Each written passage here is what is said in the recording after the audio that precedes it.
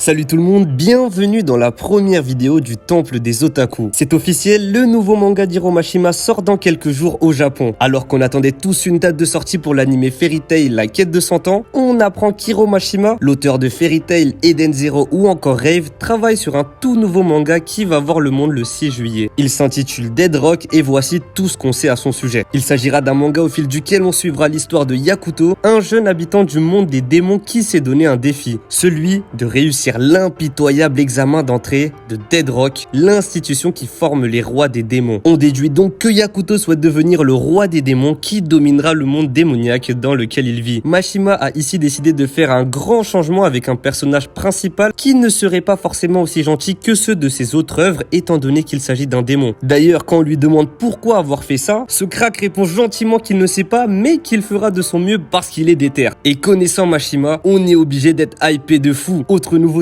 pour Mashima, il n'y aura pas d'héroïne comme Lucy dans Fairy Tail ou Rebecca dans Eden Zero. D'ailleurs, de manière générale, les personnages féminins seront très peu car ils prendraient trop de temps à construire selon Mashima. Quant au rythme de publication, il serait mensuel avec seulement 2 à 3 tomes de prévus, mais bon, si ça marche, peut-être qu'il y en aura plus, qui sait, plus qu'à espérer. Au fait, petite question. Quel est votre avis sur Dead Rock? N'hésitez pas à mettre vos idées et théories en commentaire. Ce qui est sûr en tout cas, c'est que ça va être incroyable. On va voir Mashima dans un nouveau type d'univers, avec un nouveau type d'équipe et peu de personnages féminins. On a vraiment trop hâte. Et voilà l'équipe, c'était tout ce qu'il y avait à savoir sur le prochain manga d'Hiro Mashima. Étant donné qu'il s'agit de l'auteur qui a permis aux 3 membres de cette nouvelle chaîne de se rencontrer, on était obligé de faire notre première vidéo là-dessus. En tout cas, on espère qu'elle vous aura plu.